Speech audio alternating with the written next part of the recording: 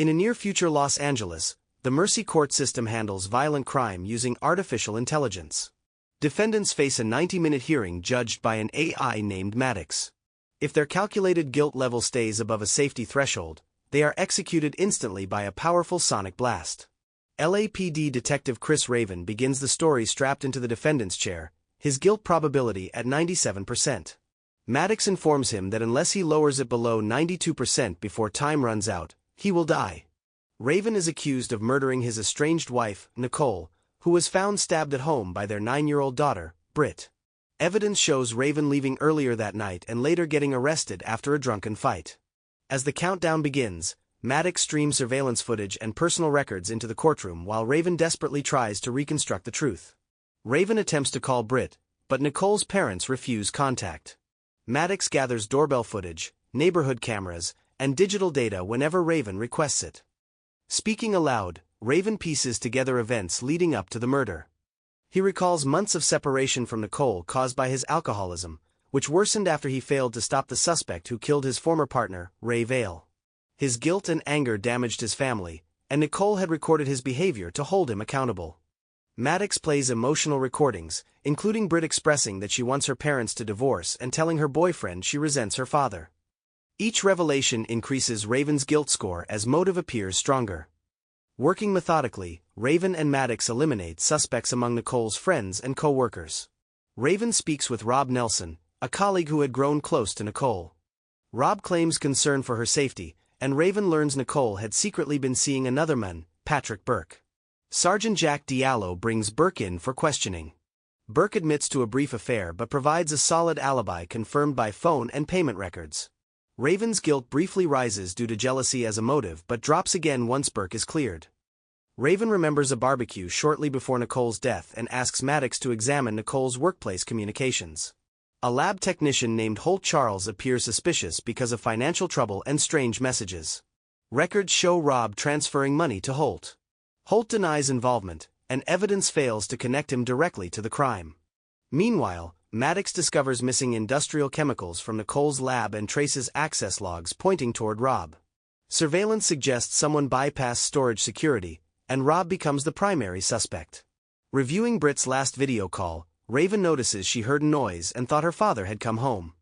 Maddox merges neighborhood camera footage, revealing a figure entering through a side door and later showing Rob climbing from a car trunk nearby. Realizing the timeline fits Rob, Raven orders Jack to send a tactical team to Rob's house. Police raid Rob's home but find him gone. Maddox detects chemical residue and explosive plans inside a shed. Stolen lab materials and bomb components confirm preparation for an attack. Background records reveal Rob's brother, David Webb, was the first person executed by Mercy Court. Rob believed David had been innocent. Raven realizes someone framed him for Nicole's murder to distract authorities while planning revenge against the system. Maddox officially lowers Raven's guilt score below the execution threshold, but Raven refuses to leave the chair because disconnecting would end his live access to Maddox's surveillance network. Soon, cameras show Rob arriving at Britt's grandparents' house and kidnapping her. Moments later, a timed bomb detonates at Rob's property, killing most of the approaching SWAT team. Jack pursues Rob as he drives a truck loaded with explosives toward Mercy Court, using Britt as a shield. Raven begs officers not to destroy the truck, but a captain deploys a bomb robot anyway. Maddox secretly hacks the robot and disables it to protect Britt. Maddox orders an evacuation of Mercy Court as Rob drives straight toward the building and crashes into it, damaging the network. Inside the courtroom, Maddox briefly goes offline, causing Raven's guilt level to rise again and triggering the execution device.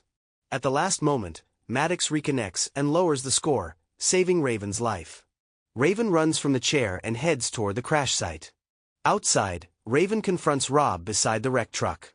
They fight violently until Raven disarms him and prepares to shoot. Maddox broadcasts a command telling Raven to give Rob a trial. Britt pleads with her father not to kill. Raven lowers his gun, but Jack arrives and shoots Rob in anger. Officers take control as Rob insists his brother was innocent. Maddox begins reopening the old case. The AI reconstructs evidence proving David Webb was elsewhere when the earlier murder occurred. Archived footage and metadata reveal that exonerating evidence had been deleted. The system identifies the person responsible, Jack Diallo.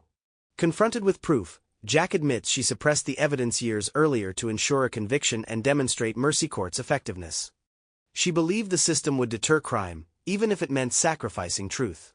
Officers arrest her while Rob is taken into custody alive. New charges are filed, Jack for evidence tampering and wrongful conviction, Rob for kidnapping, explosives, and Nicole's murder.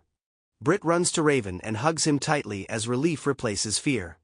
Maddox ends the hearing and displays a final message declaring Raven's case dismissed. Emergency crews work through the wreckage while fallen officers are mourned elsewhere. In the closing moments, Raven holds Britt's hand as they leave the damaged plaza. Rob sits injured in a police vehicle, staring silently at the ruined court, while Jack rides away in handcuffs. Mercy Court remains standing but scarred, its systems entering standby as investigations begin. The AI shuts down Raven's session after issuing its final judgment.